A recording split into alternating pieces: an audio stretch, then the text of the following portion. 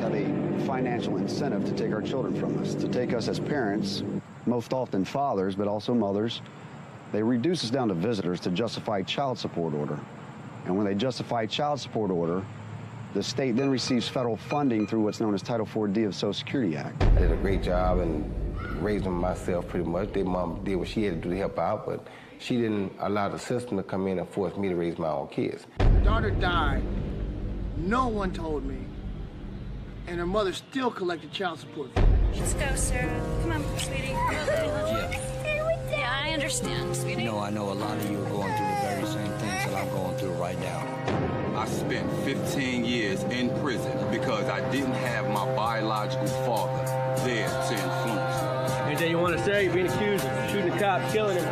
Society not letting me see my son. I lashed out to somebody that didn't deserve it. 85% of youths in prison were raised by single moms. I haven't seen my son since November. Like I said, I got one I ain't seen in 15 years. I haven't seen my kids since December 2013. I've been on house arrest for 2 years now for wanting to be in my daughter's life and being a father. This doesn't just happen to men, this also happens to women. Mothers are alienated as well. I'm personally a victim of a corrupt family law system. They're being told by their father that your mother don't want you. She abandoned you.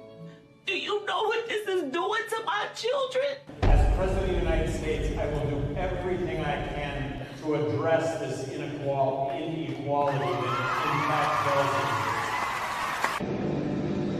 those. Casualties of war. Warriors against the regime. Has the family court system damaged your relationship with your child? Were you shocked by how little due process there was? You're not alone, and now you can be part of the solution.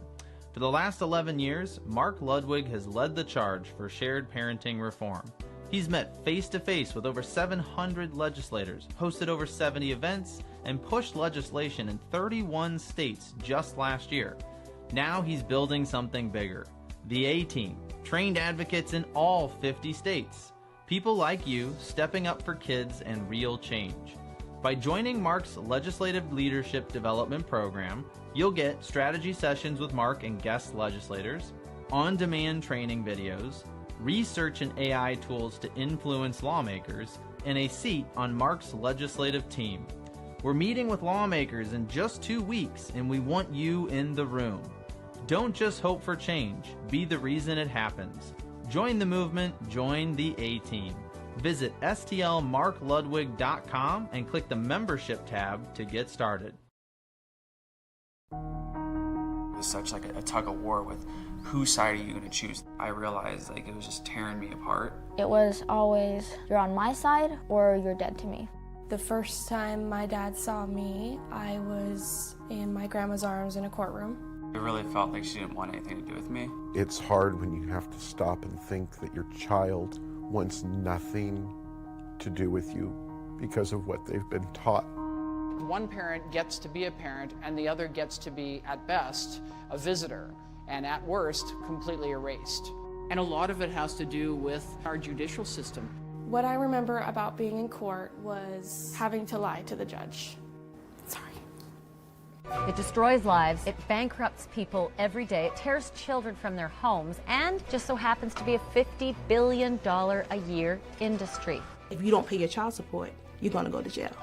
Walter Scott decided to bolt from his car. Court documents show he owed more than $18,000 in child support payments. These fathers are not deadbeat, they're dead broke. Nothing I said mattered. None of the evidence I brought forward mattered. The judge wouldn't even look at it. He's nothing like I was told he was. If there's 22 million adults dealing with this, that's over 22 million children. And the mental health consequences are severe and long-lasting. It's heartbreaking to me to see how many of you are dealing with this. My dad was erased from my life. It's happening all over the world. This isn't a father's rights issue. It's not a mother's rights issue. It's a human right issue. My daughter here and I have been alienated from each other for the majority of her life. She called me and said, "Dad, it's time to move home," and she came home. If the court worked in a way where there was 50-50 custody, I'd be happier. I wouldn't feel a void because I've never known a life where one parent wasn't missing. A new bill would make default custody 50-50. How come we don't have shared parenting in the law? It's called special interests. We need more clarity in law to support what is best for children, shared parenting, and this helps move in that direction. I want to show people that it can have a happy ending. In about 10 minutes, we're going to leave for the courthouse so I can legally readopt my daughter.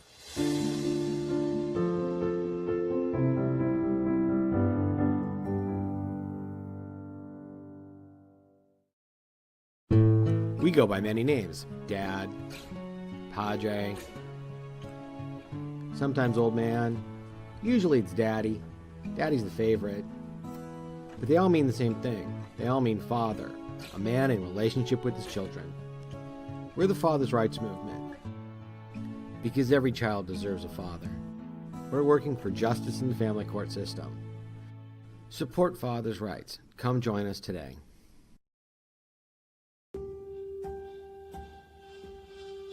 I just wasn't going to allow my kids to grow up without their father. And having absolutely no relationship with him, it hurts. It really does. I'm a business owner. I'm an elected official. But the courts didn't think I was good enough to raise my kids. There could be no system that would be designed to hurt the family more than the family court system in its present form. They're not protecting the kids because they are cutting one parent out of the life of a child just because two adults can't get along.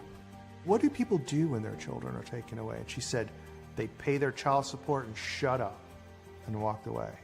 And I thought that was the most accurate encapsulation of my experience in family court.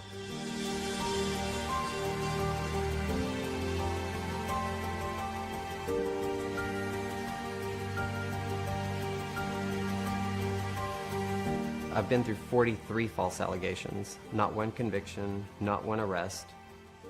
Lawyers, judges have financial gain. Social workers and people that are in the community, our jobs really is to clean up after the mess that happens from courtrooms.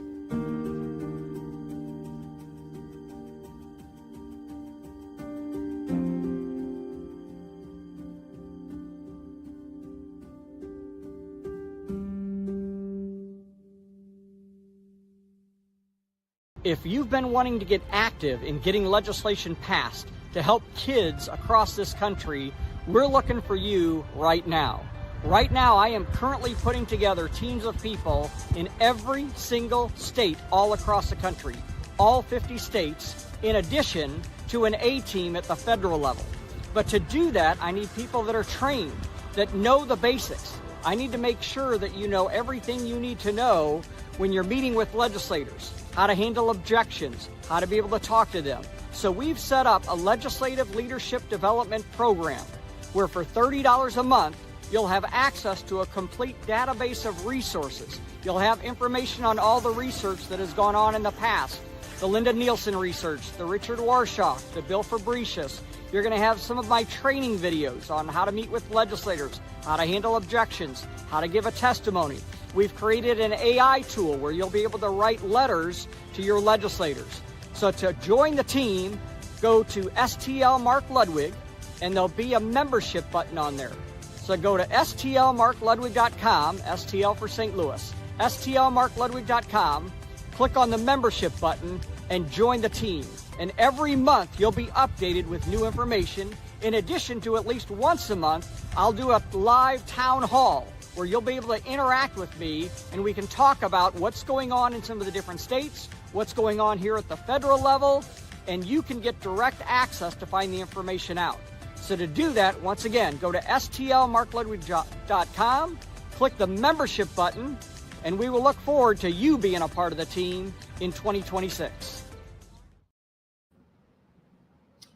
Good evening, guys. Hey, I have some exciting stuff that we're going to be sharing tonight. I appreciate everybody tuning in. If you can, do me a favor and like and share this to all the pages out there so we can get the information out. We're very fortunate tonight to have a special guest on who has been a very, very important part of something that's going to help all of us. Some of you may say, well, I'm not from Idaho. That doesn't pertain to me.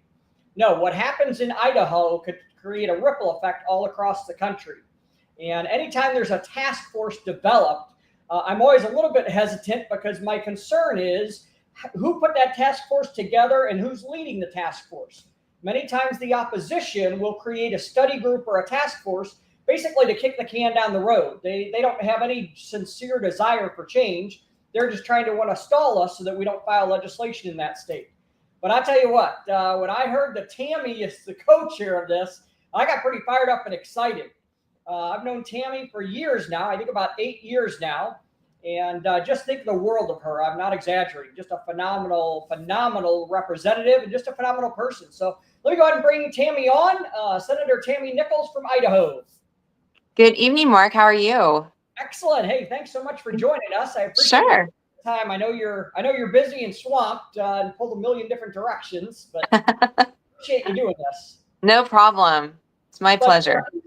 Yeah, if we can, I guess, like I said, you came across my radar screen at the Phyllis Schlafly Eagle Council. I still remember the one time when you spoke and spoke on parental rights for Ed Martin, who Ed is now with the Justice Department, and right. I get to see Ed quite a bit in the news these days. It's kind of fun, but I still remember listening to your talk and how passionate you were about parental rights in the education system. And what a servant heart you had in Idaho, and you used to serve in the House of Representatives, now on the Senate side. But can you give a little bit more of a background on yourself and family hobbies and your passions? Yeah, absolutely. So politics was not the realm I thought I would be getting into. I have 5 children. I was just always happy being a mom and doing the mom thing. Education was always an important factor to me. I grew up in a family that ran private schools, so I saw how education was handled, and the kids that we had did so well. And so I got involved because I saw Common Core starting to come into the education system. That concerned me. I was doing some deep diving into it, and the more I found, the more concerned I became.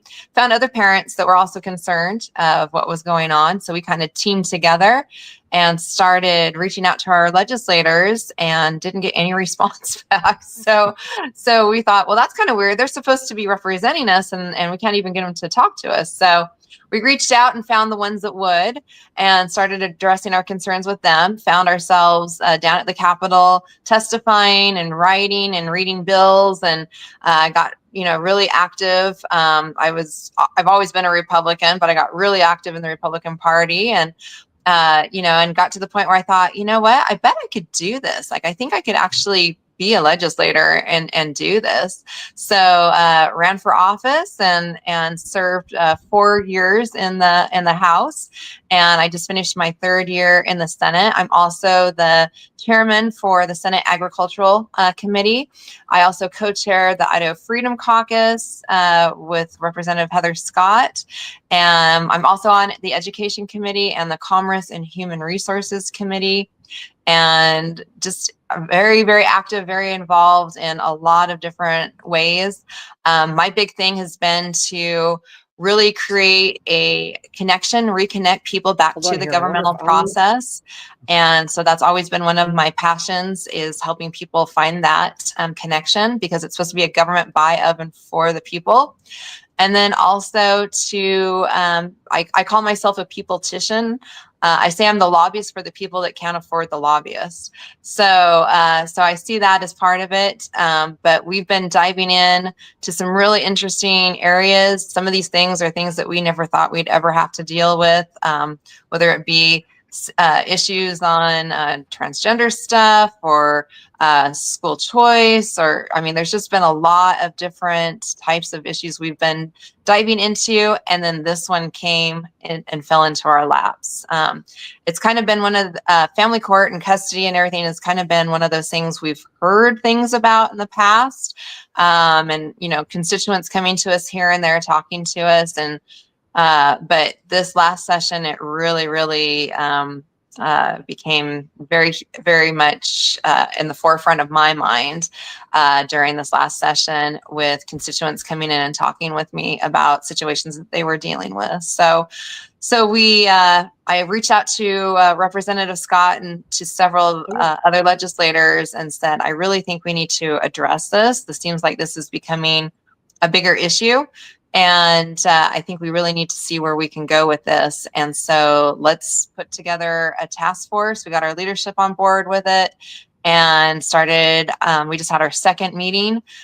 This is a state tour that we're taking with this task force. So we're in different parts of the state so that we can get different perspectives, different voices in our task force meetings to come and testify and talk to us.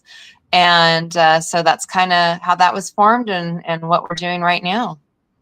Excellent. I am real excited that you and Heather are the co-chairs of the, I don't know if you heard my intro, but I always get nervous anytime they form a study group. In most states, that means that the opposition's coming gunning because they have an agenda. So I really do like that you and Heather are the co-chairs, that it's going to be done right, because you've got just a great history and a legacy in Idaho of doing the right thing and really listening to constituents. Now, on the task force, how many members are on it? And is it members of the House, the Senate, members of the public? How's the task force set up? Yeah. So it is a legislative task force. We have 10 members, 5 from the House, 5 from the Senate. And out of that, we have one Democrat from the House and 1 Democrat from the Senate. So it's a bipartisan task force.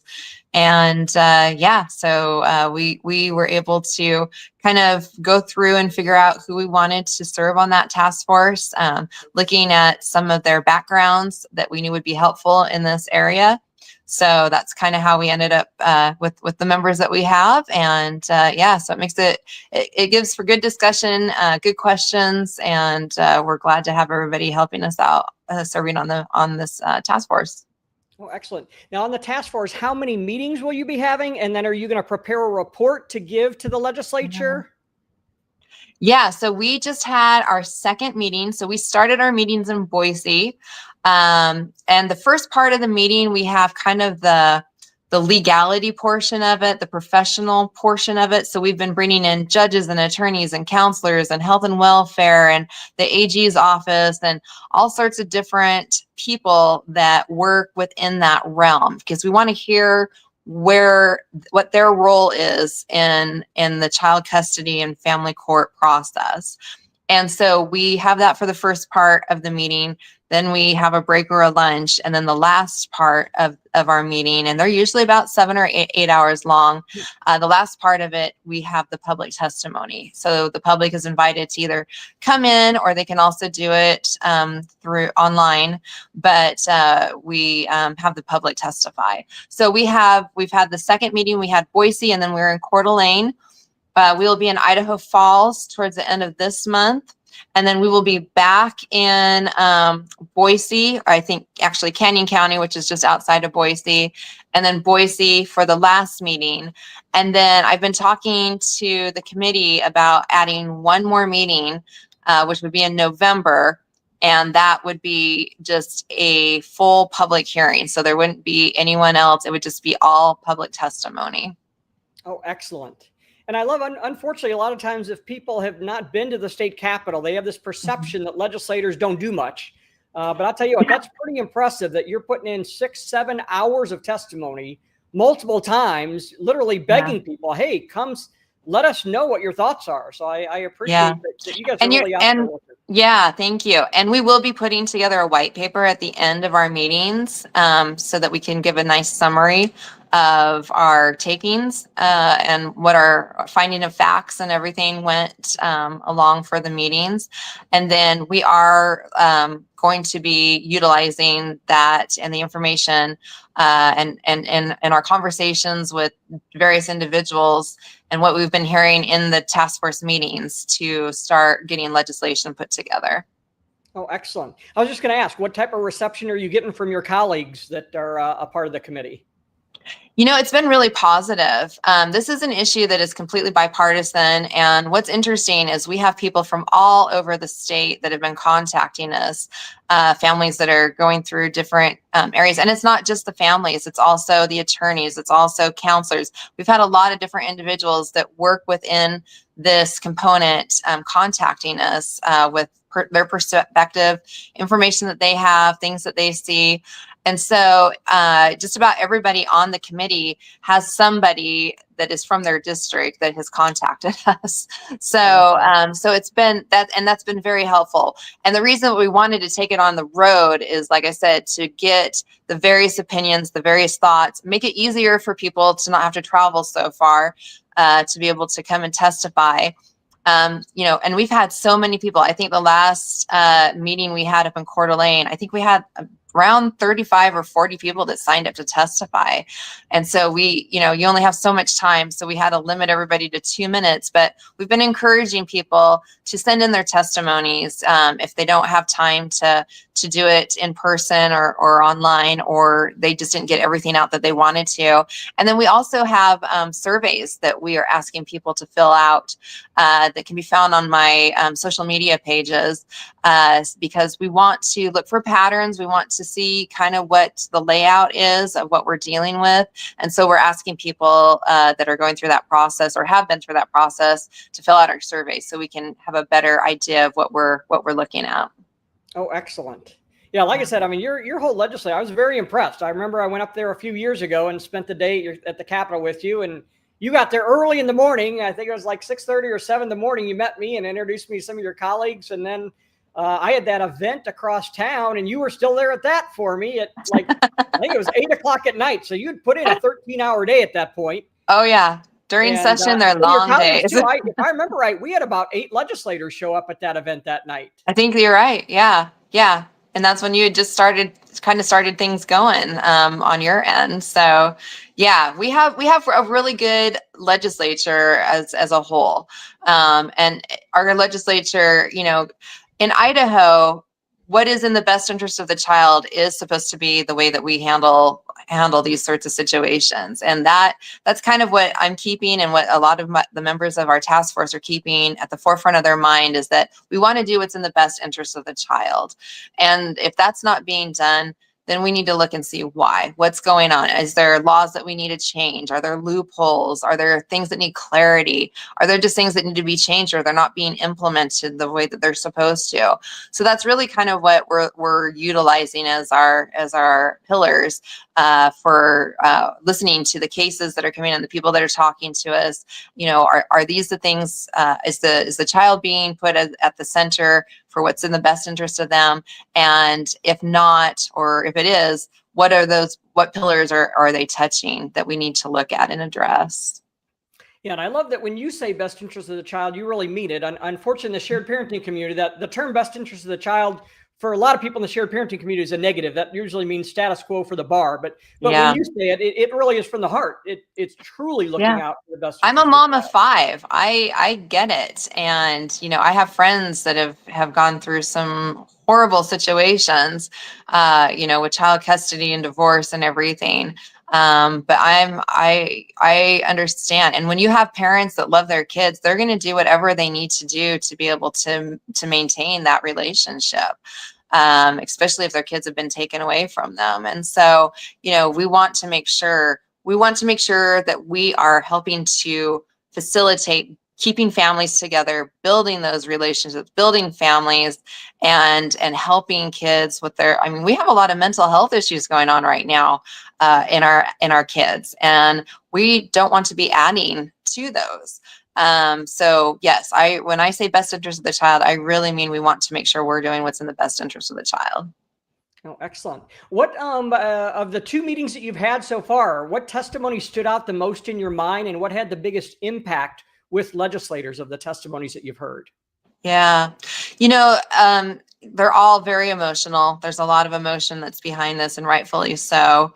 You know, people they're in one of the worst situations in their life, you know, having to deal with the situation at hand, whether it be the divorce or the custody or whatever, or maybe wrong choices that they made, or just there's all sorts of different possibilities. I think one of the things that has stood out to me the most is in the first meeting that we had in Boise, we were asking the question to people like, how long have you been in this process and how much has it cost? And it was really mind blowing. I mean, hundreds of thousands of dollars and several years.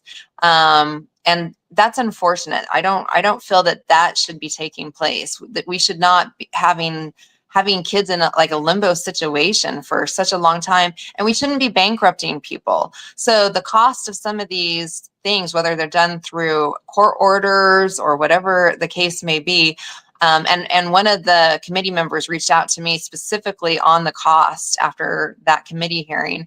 Like, we need to look into the cost. What are people being asked to pay on this stuff? Because, like I said, it was hundreds of thousands of dollars for some of these, where people are mortgaging their homes or selling their houses, or they're having to work multiple jobs, or families helping them out. But we shouldn't be making things to where it's creating such a negative for people that they can't even afford to try to do what needs to be done to get their kids, to have their kids. So that's one area. I think the time too, like I said, years. Why are we doing things that are taking years? And I understand some of these things can get complex, but we should be able to get that at least figured out pretty quickly on where are the kids going to go, and how are we going to facilitate that? I know several states have gone to where the preemption is 50-50. And so Utah, our neighbor, they revamped a lot of their child custody and family court laws not too long ago. So we're diving into some of their things. Definitions are another thing. Parental alienation. I didn't know that there really wasn't a definition on that it's just kind of one of those words like wokeism or something along those lines, where somebody created it and then started saying that this is what it goes to. But where we don't really have a definition of what parental alienation is, that's kind of concerning to me. Also, the vagueness of some of our current definitions that we do have, like neglect, and how broad that can be interpreted. So there's a lot of different areas, but what we're finding, there's a lot of low-hanging fruit that we can really look at grabbing. And our goal is we're not trying to make anyone look bad, as far as we're legislators, and our job is to create the laws, and we want to make sure those laws are good laws and that they're working the way that we want them to, with the legislative intent that we did with them. And if they're not, then we need to revisit that. If there's problems in our law, we need to look into it. And we've had so many people coming forward that it's evident that there's problems within that system. And so we need to find the ways to be able to fix that and address it in a manner that, I understand that not everybody's going to always be happy with the outcome of things. But again, it goes back to that primary bullet point of doing what's in the best interest of the child. And so that's where my focus has been. And I know that's where the committee as a whole, where their focus is. But hearing the stories, I mean, there's some really sad stories that are out there. Some things where I'm like, why are we doing this way? Why, parents just not, and you can tell, I mean, I'm pretty good at reading people, and these parents, they love their kids. They really are doing all that they can so that they can have that relationship with their kids, and not lose that. And I just think, boy, as a mom, I don't know what would happen, when my kids were younger, if they were taken away from me and I wasn't able to see them for months or years. I would just be heartbroken. And again, a lot of the parents are well-rounded parents. We have nurses and doctors and CEOs and CEOs and, professionals, police officers, retired. I mean, we have a wide array of people with different backgrounds, but people that don't have criminal records, that have never even had a speeding ticket, and they're being treated in a way that is very disheartening to a lot of us. And it affects all sorts of people. I mean, you're talking men and women and different family structures and different religions and different political ideologies and so on and so on. So it's something that can touch anybody in any way at any time. They can find themselves in these situations where they're dealing with child custody and family court issues. Yeah, it is amazing. I mean, I've been in politics for decades, and it's the only issue I've ever seen that crosses party lines, gender lines, racial lines, age. I mean, every Yeah. demographic is affected. Everyone. My hope is that it'll create more of, you had mentioned about the 5 states that we do have the rebuttable presumption. We've got Kentucky, Arkansas, West Virginia, Florida, and Missouri. And in those states, what we've noticed in those states is it's helped clear the dockets, because right now somebody walks into a family law attorney's office and the attorney riles them up to get billable hours. Whereas if we could clear the docket of 80% of those cases, the 2 main problems you brought up is time and money. Why is it taking a year for these cases, 2 years for these cases? Why is it costing $100,000? If we could clear the dockets of 80% of the cases that shouldn't even be there in the first place, and let's just have a presumption that unless you've got some kind of serious reason, that should be rebutted, and now the judge needs to look at those farther. And more importantly, now the judge has the time to look at a case that needs it. Right now they don't have the time. If there's a serious case, they've got 12 more to hear that day. They got to move on. Yeah. So and I think it really does overload the courts, I mean, so it creates that problem right from the get-go. I think if we can utilize mediation more too, and some states, that is the first and foremost step. So when you start that process, mediation is where you start. That's not happening all the time. And so I think, some judges, they do that. And you are, going to go through mediation first to see if you can get everything worked out. And again, that helps alleviate the pressures off of the court system. So like I said, there's a lot of like low hanging fruit that we're starting to see that trend or those patterns that we can definitely address and make things work better just within that system. Liza, I appreciate you doing this, because it definitely, there's a lot of people in the shared parenting community that just feel like our voice isn't being heard. Nobody's going to listen. So it really is, heartening to realize you guys are spending 6 to 7 hours a day, multiple times this year, basically saying, hey, come let us talk. I know I've got a bunch of personal friends that are I can see online. I see Mark, and I see I know Brianna's been wanting to get a hold of you. While I'm thinking of it, if somebody does want to get a hold of you, how do they get a hold of you? What's the best way to get a hold of you? Yeah, so probably through email. So they can email me at nicholsforidaho@gmail.com. That's my out of session email address.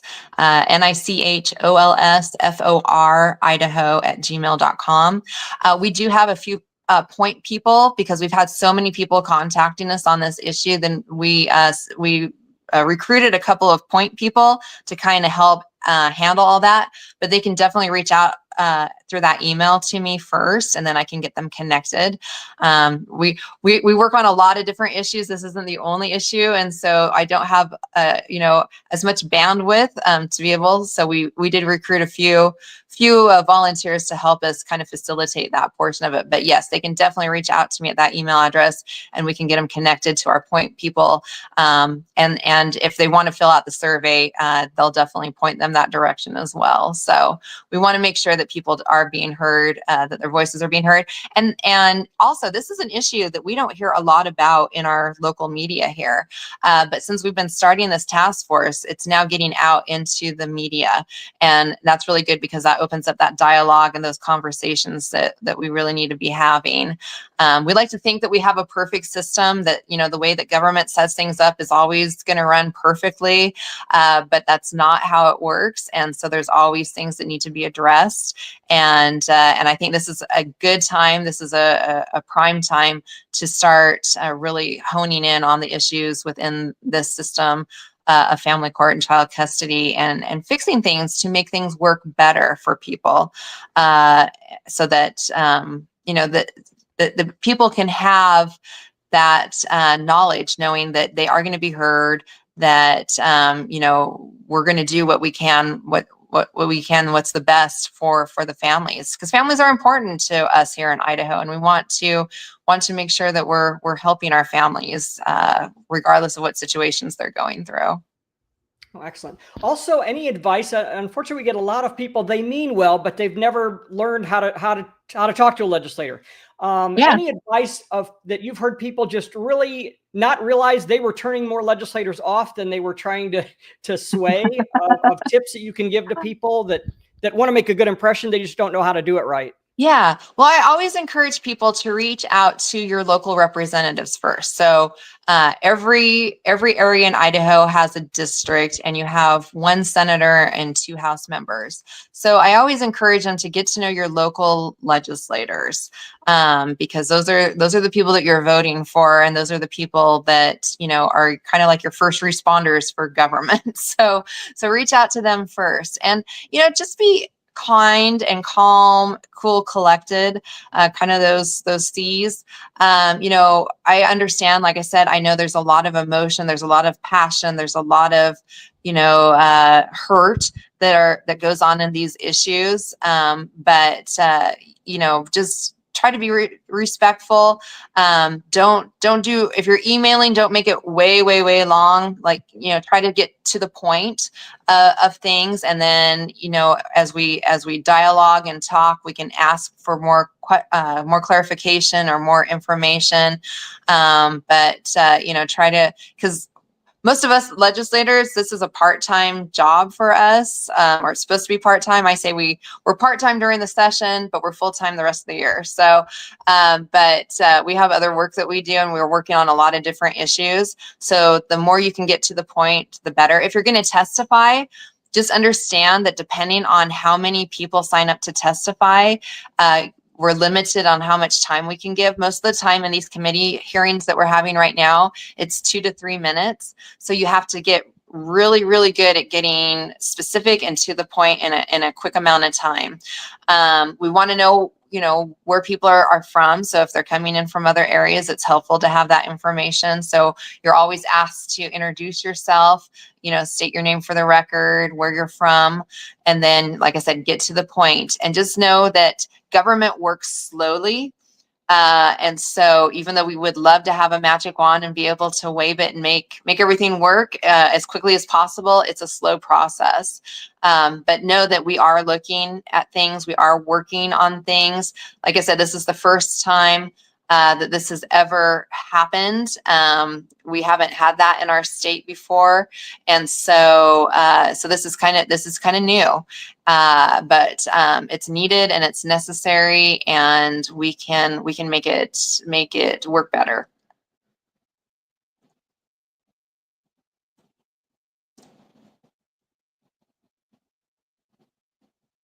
Oh, and it's Nichols. So just to clarify that.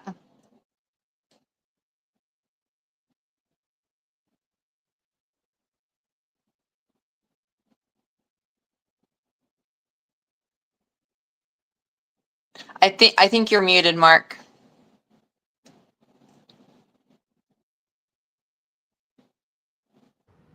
Oh, there we go. I don't know how. There you are. Whoop. Sorry about that. Oh, you're fine. Anyways, yeah, if you guys keep following the page, I'll be putting more information out as the meetings come up. I'll be putting some announcements out of the locations of where they are, how you can get a hold of the committee, how to send testimonies in. So keep following the page for that. I definitely appreciate your time, Tammy. Anything else that you want to say? Yeah, I'll say also, you can go onto our legislative website for updates. You can look at the agendas, the notices that are coming out for the task force.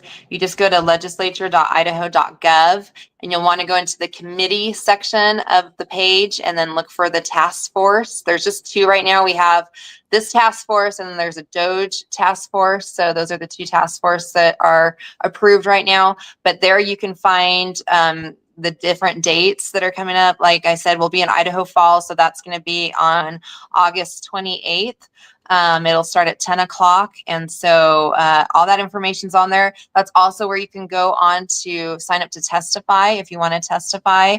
And then you can watch our past committee hearings that we've had, because those are recorded, and so those are available to download and view on the site as well. But like I said, it has all of our notices and agendas and everything on there too. So, and it also gives our charge, like what we're trying to accomplish with this task force. And so, and it really is to look at the laws, but it makes it a little bit more clear on how we're proceeding with that, with these committee hearings. Excellent. Well, I appreciate you taking the time out at the last minute. I just sent you email or a text late last night, and you're already on today. So I appreciate you taking the time. No, I appreciate it. Yes. Thank you for having me on and for all that you're doing. And, we just want to get this word out to let people know that, we are taking these steps in Idaho and we are looking into this issue. And we know it's very important, very, very important. So it's our pleasure to be able to step up and work on it. Excellent. And also, just so people know, there is a task force going on in Arizona right now and Louisiana right now as well. So we're starting to get more across the country. We did have a study group this year in New Hampshire that did a great job. Deb Childs in New Hampshire did a phenomenal job with that. So we're getting more and more of that going. Keep following this page. This year, I will literally have teams in every single one of the 50 states. So if you're wanting to keep updated, one good way is that stlmarkludwig.com website. There's 3 parts to the website. One, you can just register for a once-a-month email where I'll keep you updated on things like this. What's going on in some of the states around the country, how you can get involved. I do a training class 4 times a year. I'll be doing another one in October. But the other thing that we've really created is what we call a legislative leadership development program. Really trying to help people, educate them on how to deal with legislators, how to talk to them, how to frame the narrative, how to have a Senate hearing, how to give a testimony. Also, some things at the federal level. Some of you know that I've been working very hard at the federal level. I'll be going back again for more meetings at the White House. We've now opened a dialogue with the White House about 2 things. One is a potential council for men and boys, and then the other is for Title IV-D reform. If you don't know what Title IV-D reform is, I'm giving a 2-hour seminar for members of that legislative leadership development program. So if you're interested, Sunday, I'm doing a 2-hour seminar on everything that you need to know. A lot of information that ironically came from Phyllis Schlafly, Tammy. That's how Tammy and I met, was through Phyllis Schlafly, right? Who was right here in St. Louis. I knew her for 20 years, had no idea how important she would be in my life after she passed away. But Sunday, I'll be giving a 2-hour seminar on what is Title IV-D, how was it formed, what's the purpose of it, how have things changed, what are the 5 mechanisms for the performance incentive bonus, what are the problems with that, and then how we can change it and how you can be a part of that change. So if you're interested, go to stlmarkludwig.com and click on membership. And as long as you do it by Sunday, you'll be a part of that seminar we're doing on Sunday. So I do want to thank everybody. I want to thank Tammy very much for giving up your time on a weekend. And if you're in Idaho, please reach out. Check the Idaho Legislative website to find out when you can get there to be a part of that testimony. And Brianna, I don't know if you're watching or not, but she kept asking me, hey, how do I get a hold of Tammy? How do I get a hold? So we gave you her email, Brianna. So reach out to Tammy and let her know you're a friend of mine. But appreciate all you guys. And thanks again, Tammy. Thank you. Appreciate it. All right. That's it for now, guys. We will talk to you later.